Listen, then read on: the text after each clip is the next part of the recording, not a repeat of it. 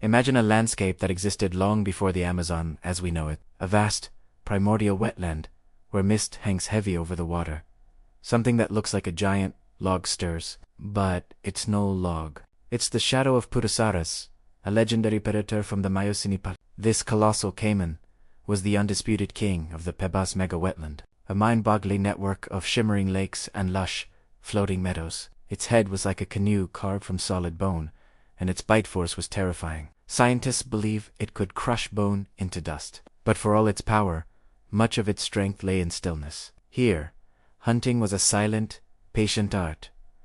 Picture a canoe gliding along walls of tall grass, through channels carved by fish. Above the surface, the Purussaurus watches, only its nostrils and eyes breaking the water. Below, pressure sensors in its jaw feel every vibration. A tapir-like creature shifts its weight on the bank, and the river itself seems to explode. A surge of movement, the clamp of jaws around a shoulder, a swift roll, and the prey is dragged beneath the surface. It's over in an instant. During the seasons when fish were plentiful, the Purussaurus would position itself at river inlets. Its jaws would snap shut on dense shoals, with the sound of heavy doors closing in the dark. The sheer width of its skull and the design of its teeth were strong enough to shatter the thick shells of giant turtles. This wetland world was always changing. The annual flood pulse created new pathways, while drought turned wide channels into deadly corridors with steep, inescapable banks.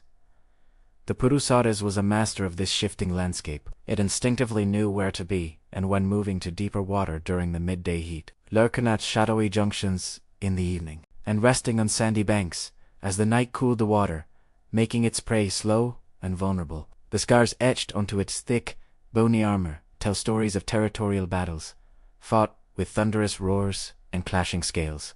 But the Purussaurus wasn't alone. It shared this world with intelligent river dolphin, massive catfish, and a whole host of other crocodiles. Being at the top wasn't just about being the biggest. It was a complex dance for resources. It meant getting 2 carcasses first, controlling the best fishing spots, and knowing the perfect places to ambush prey. Even young Purussaurus had their own training grounds in the sheltered backwaters, practicing their ambushes until they were ready for the main channels. So next time you're near a murky river and see what looks like a drifting log, look a little closer. It might just be the watchful eye of an ancient hunter, using patience and power to master its world. Thanks for journeying with us into the incredible Pebas wetland. Don't forget to subscribe, and let us know in the comments what Miocene mystery you want us to explore next.